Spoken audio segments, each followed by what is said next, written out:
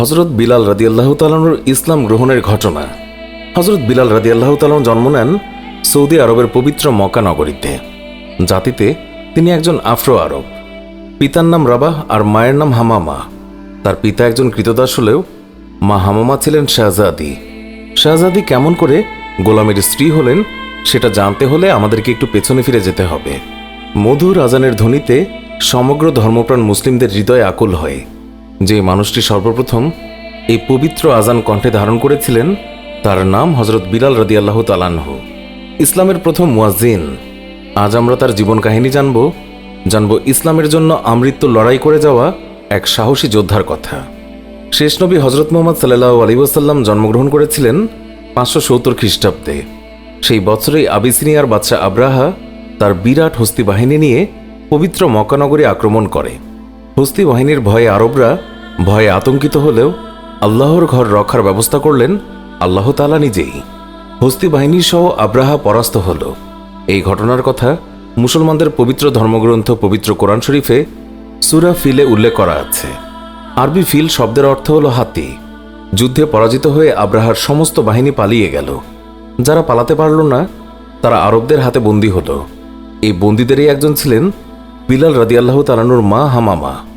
হামামা ছিলেন স্বয়ং বাদশাহ আব্রাহার ভাতিজি, কিন্তু ভাগ্যের ফিরে হলেন দাসী।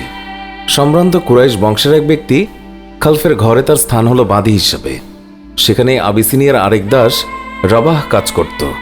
তাদের বিয়ে হয় এবং তাদের ঘরেই জন্ম নেয় ইসলামের একনিষ্ঠ কাণ্ডারি হজরত বিলাল রাদিয়াল্লাহু তাআলা আনহু।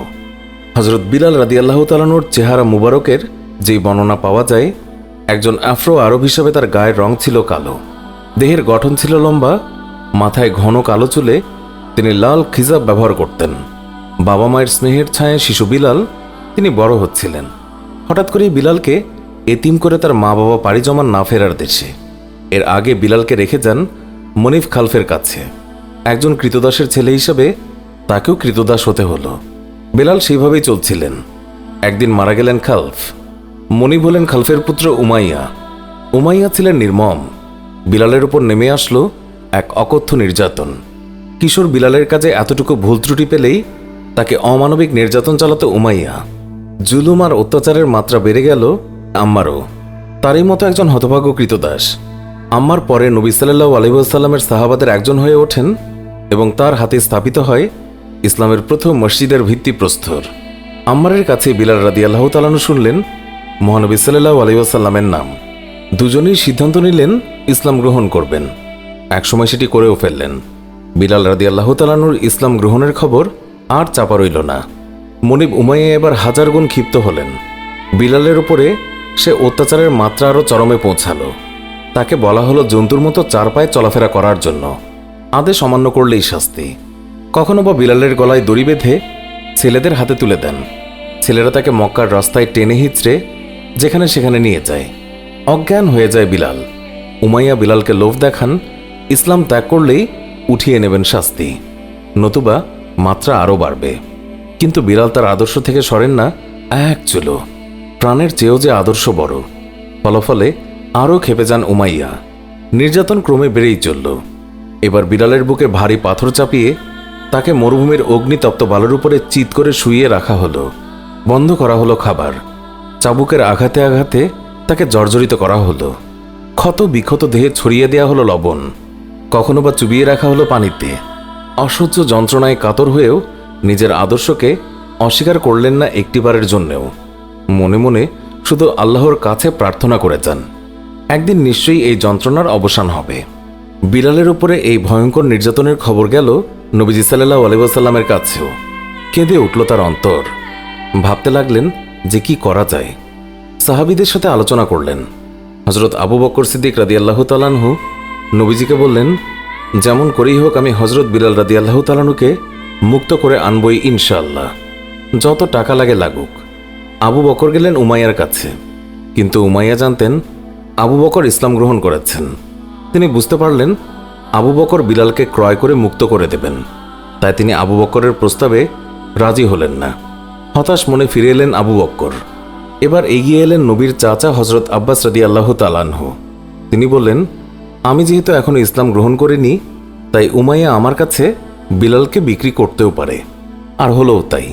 উমাইয়া রাজি হলো, তবে অর্থ নয়, তাকে গোলামের বদলে গোলাম দিতে হবে। তাই সে পেল। এই প্রথম মুক্তির স্বাদ পেলেন বিলাল রাদিয়াল্লাহু তাআলা আনহু।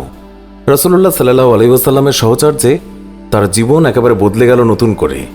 বিলাল রাদিয়াল্লাহু তাআলা আনহু যখন ইসলাম গ্রহণ করেন, তৎকালীন ইসলাম অনুসারীর সংখ্যা ছিল হাতে গোনা 10-12 জন। প্রায় আক্রমণ চলত তাদের উপরে। তাই নবীজি সাল্লাল্লাহু আলাইহি ওয়াসাল্লাম আদেশ দিলেন আবিসিনিয়ায় হিজরতের। সবাই বিলালকে অনুরোধ করল তাদের সাথে যাওয়ার জন্য, কিন্তু প্রাণের নবীকে ছেড়ে বিলাল কোথাও গেলেন না। এর কিছুদিন পর নবীর আদেশে বাধ্য হয়ে মদিনায় হিজরত করলেন।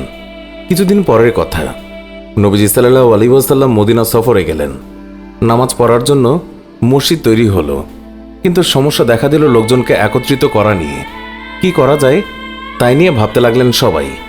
একদিন নবীজির আরেকজন প্রিয় সাহাবা আব্দুল্লাহ বিন যায়েদ রাদিয়াল্লাহু তাআলা আনহু স্বপ্নাদেশের মাধ্যমে আজানের কথাগুলো শুনলেন। নবীজিকে শোনাতেই তা তার পছন্দ হলো। তিনি আব্দুল্লাহ বিন যায়েদকে আদেশ দিলেন বিলাল রাদিয়াল্লাহু তাআলা আনহুকে কথাগুলো শিখিয়ে দেওয়ার জন্য। বিলাল রাদিয়াল্লাহু তাআলা আনহুর কণ্ঠস্বর অত্যন্ত সুরেলা ও মিষ্টি হওয়ায় নবীজি সাল্লাল্লাহু আলাইহি ওয়াসাল্লাম বললেন, বিলালই হবে ইসলামের প্রথম মুয়াজ্জিন। তারপর থেকে বিলালের আজানেই আল্লাহর দরবারে হাজিরা দিত সকল ধর্মপ্রাণ মুসলিম। তার আজানে মন এক অদ্ভুত পবিত্রতায় ছেয়ে যেত। বিলাল রাদিয়াল্লাহু তাআলা আনহু ইসলামের প্রতি তার ভালোবাসা, ত্যাগ আর নিষ্ঠার পুরস্কার স্বরূপ লাভ করলেন সারা মুসলিম জাহানের প্রথম মুয়াজ্জিন হওয়ার গৌরব। তিনি নবী করিম সাল্লাল্লাহু আলাইহি ওয়াসাল্লামের প্রায় সমস্ত সাহাবাদের প্রিয়ভাজন ছিলেন। নবীজিকে তিনি প্রাণের চেয়েও বেশি ভালোবেসেছেন। একসময় অসুস্থ হয়ে নবীজি সাল্লাল্লাহু আলাইহি ওয়াসাল্লাম ইন্তেকাল করলেন। শোকে বিহবল বিলাল রাদিয়াল্লাহু তাআলা আনহু মদিনা ছেড়ে চলে যেতে চাইলেন, কিন্তু খলিফা আবু বকর রাদিয়াল্লাহু তাআলা আনহুর অনুরোধে মদিনায় থেকে গেলেও রাসূলুল্লাহ সাল্লাল্লাহু আলাইহি ওয়াসাল্লামের মৃত্যুর পর যত দিন বেঁচে ছিলেন তার মুখে কোনো হাসি ছিল না। বন্ধ করে দিলেন আজান দেয়া। সিরিয়ার যুদ্ধের সময় সেখানে পাড়ি জমালেন। বীরত্বের সাথে অংশ নিয়েছিলেন জিহাদে। ভাগ্যের এমনই লীলা খেলা যে উমাইয়ার হাতে বিলালকে দিনের পর দিন অকথ্য অত্যাচার সহ্য করতে হয়েছে। সেই উমাইয়ার মৃত্যু হল বিলাল রাদিয়াল্লাহু তাআলা আনহুর হাতেই। লোকে তার সুমধুর কণ্ঠের আজান শুনতে চাইত, কিন্তু তিনি রাজি হতেন না। শেষমেশ খলিফার অনুরোধ রাখতে গিয়ে রাজি হলেন ঠিকই, কিন্তু সম্পূর্ণ আজান শেষ করার সাথেই তিনি বেহুশ হয়ে গেলেন। তারপর তার আজান দেয়া একেবারেই বন্ধ হয়ে গেল। যেখানে তার প্রাণের নবীজিই নেই, সেখানে তিনি কেমন করে আজান দেবেন? কেউ আজান দেওয়ার জন্য অনুরোধ করলে তিনি এর জবাবে বলতেন, আমি যখন আজান দেব তখন আশহাদু আল্লা ইলাহা ইল্লাল্লাহ বলার সময় ঠিক থাকতে পারলেও এরপর আমি নিজেকে নিয়ন্ত্রণ করতে পারবো না। আশহাদু আন্না মুহাম্মাদুর রাসূলুল্লাহ বলার সময় মসজিদের মিম্বরের দিকে তাকালে মহানবী সাল্লাল্লাহু আলাইহি ওয়াসাল্লামকে দেখব না, তখন সহ্য করা আমার পক্ষে সম্ভব নয়। তবু সাহাবীরা তাকে অনুরোধ করল, কিন্তু বিলাল রাদিয়াল্লাহু তাআলা আনহু আগের মতোই নিশ্চল। এবার সাহাবীরা অন্য এক উপায় বের করল। নবীজির দুই দৌহিত্র হযরত হাসান রাদিয়াল্লাহু তাআলা আনহু এবং হযরত হুসাইন রাদিয়াল্লাহু তাআলা আনহুকে ধরলেন বিলালকে আজান দিতে অনুরোধ করার জন্য। আর তাদের এই অনুরোধ বিলাল ফেলতে পারলেন না। এই ছিল তার শেষ আজান। আর সেই আজান তিনি শেষ করতেই পারেননি।